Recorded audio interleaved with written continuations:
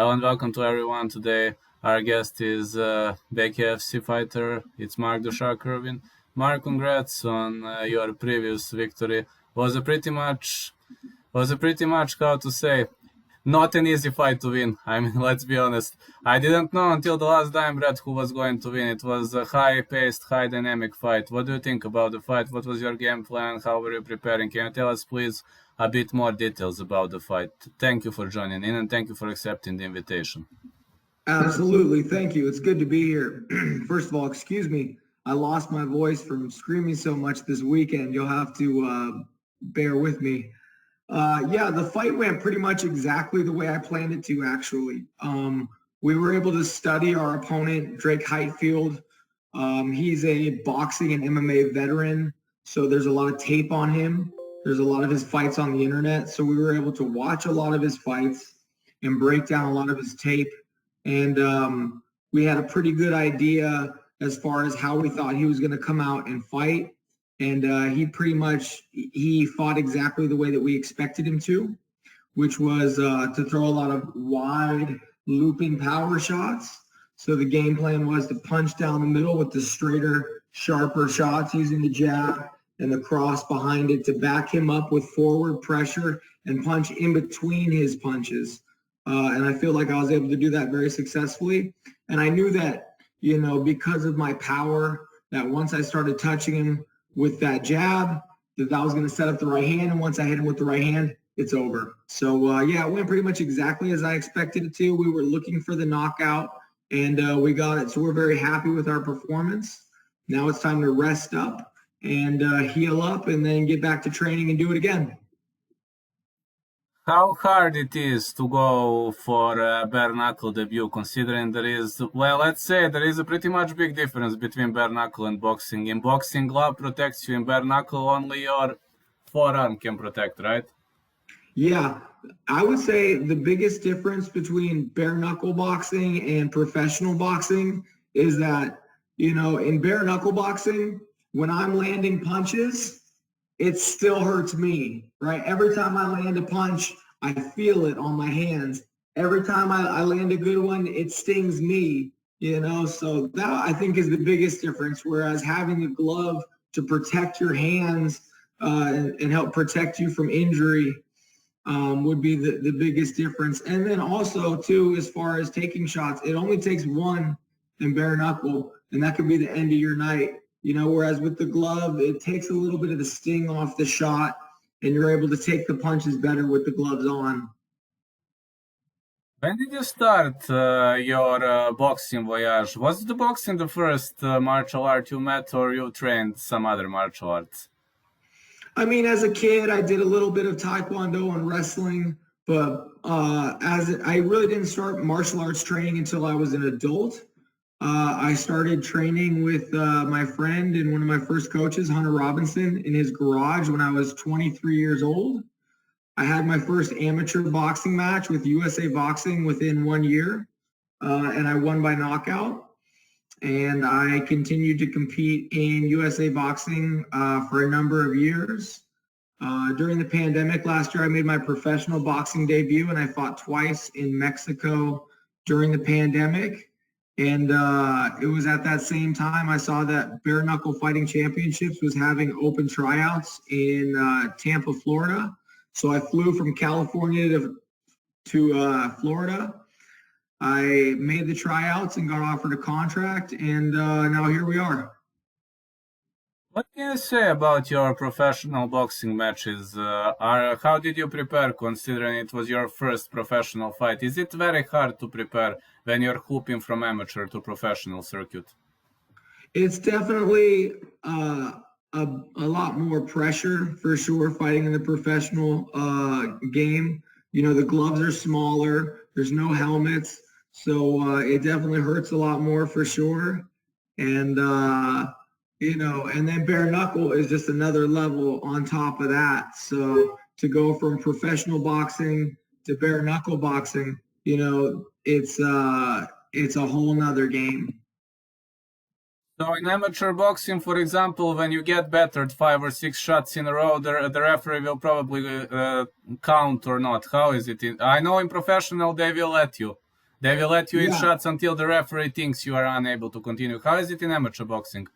Yeah, in USA boxing and amateur boxing, they have the standing 8 count. So you do not need to be knocked down to get a count. Anytime that a boxer lands a good combination or a hard shot, the referee will call time and separate the fighters and give a count.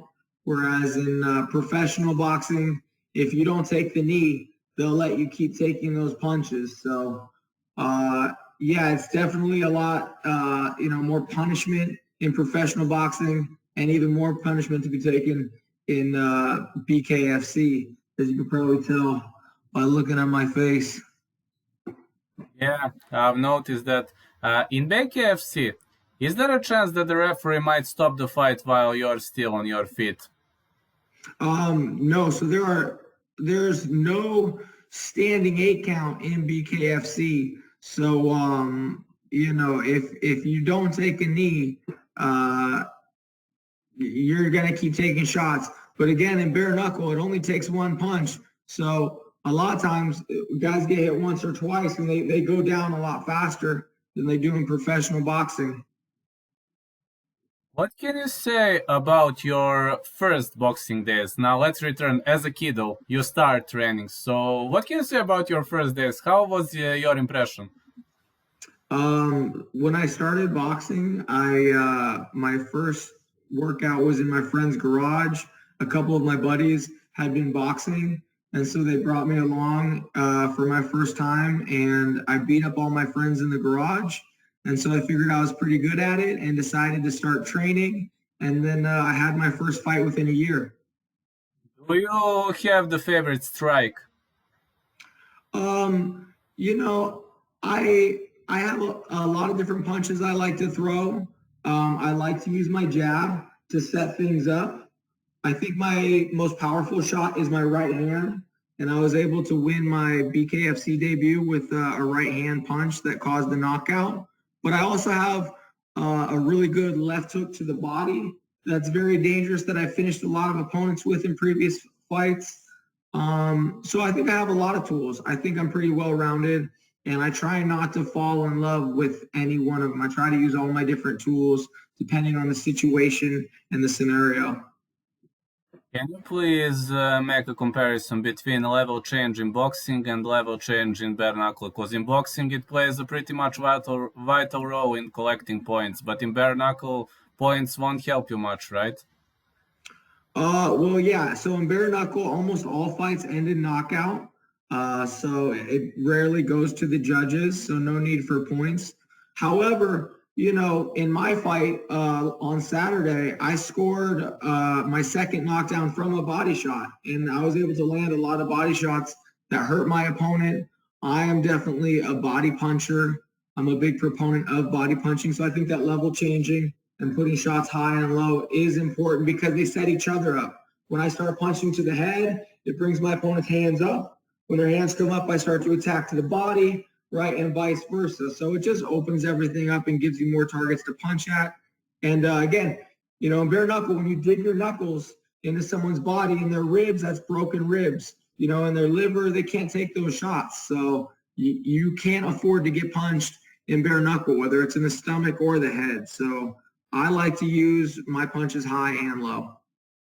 What do you think about the importance of step drag forward, step drag backward, moving to the side in bare knuckle? Do you consider it extremely important, or let's say medium level importance? I'm big on footwork, and if you watch my fight, I definitely use my feet a lot to make my opponent miss, step in, land my punches, step out, and get out of the way before they can counter punch. In bare knuckle, you can't block like you do in professional boxing. So you need to use your head movement and your footwork a lot more to get out of the way of the punches, because even getting punched on your arms, it's going to beat your arms up, and you don't have those gloves to cover up. It's easier to squeeze punches in between and around the guard. So head movement and footwork become much more important on the defensive side of things in the bare knuckle game. Can you please elaborate the meaning of your tattoos? Oh, which ones? I got all kinds. Let's see here. I got my shark right here, Mark the shark, jumping out my neck. I got my Samurai Panther over here, my Cobra, my buddy Sean Topper. Shout out to Sean Topper. He did my Scorpion and my Butterfly here. I got a blue Jaguar, my old traditional boxer. And then my favorite actually would be my bare knuckle boxers.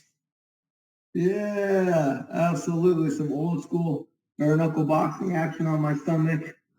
And, I won't take my pants off. I won't show you the ones on my legs. Yeah, fair enough. I've seen when it was your fight, I've seen that you have a lot of tattoos. So the tattoos you mentioned right now are having, each one of them has a special meaning for you, or you're like, each one means a symbol for you, right? Definitely. I mean, at this point, when you have as many tattoos as I do, they start to lose some of their meaning. But yeah, they all do have a certain meaning. A lot of them are, a reference to martial arts and combat sports and spirit animals and things like that. How did you get your nickname, the Shark? I've seen you have a tattoo, but is it something with a tattoo, or there is a different story behind it? My dad used to call me that when I was a little kid. And when I had my first amateur fight, I was filling out my paperwork and it asked if you had a nickname. And it was the first thing I thought of, Mark the Shark. So I wrote it down, and that's been my fighting nickname ever since. Do you have somebody locked in your sights for the future, something that might be your next match? You know what? I'm open to any and all opponents. You know what I mean? My plan is to fight all these guys at the end of the day anyway. So I'm going to rest up and heal up, and then it's right back to training. And I'll be back soon to start picking these guys off one by one. Would you like to add something to this interview? Is there maybe something we forgot to mention, or would you like maybe to give a shout out to somebody? Yeah, absolutely. I'd like to give a shout out to all my sponsors for the fight. Thank you to Boss Cat Kitchen and Libations. Thank you to Argos. Thank you to CBD Health Solutions. Thank you to South Shores Building Services. Thank you to Sean Topper Tattoo. And thank you to Bobby's Boxing, my coach, Bobby Chavez, and Hunter Robinson. Thank you guys so much for all your help. Thank you to my dad and Mary. I love you guys. And thank you to all the fans out there. Without you guys, there is no fight. Thank you to the Bkfc for the opportunity. David Feldman, Kevin Smith, Nate Shook. I really appreciate it. And Vlad, thank you for having me on your show. It's been great to be here. We'll have to do it again soon. Absolutely, no problem, man. I'm also always open, just like you. Can't wait for your next fight. Well, it's gonna be a dynamic fight for sure. I mean, I'm in bare knuckle. I'm pretty much a fan of smaller weight classes because fists are flying. In heavier classes, I mean, matches are good, but they don't last. They rarely last more than one round. Well, thank you, my friend. I really appreciate that. I can't wait to come back and talk to you soon. Thank you so much, Mark. Have a great day. I hope to post it in like 2 hours. I will send you a link. Brother. All right. Goodbye. Take care.